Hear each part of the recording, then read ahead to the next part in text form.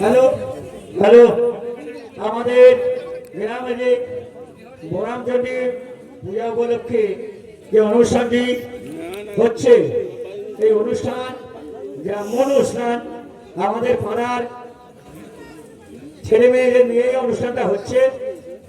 দীপক সিং বসু উনি ওনার কাকিদের উদ্দেশ্যে একটি ট্রফি পুরস্কৃত করলেন।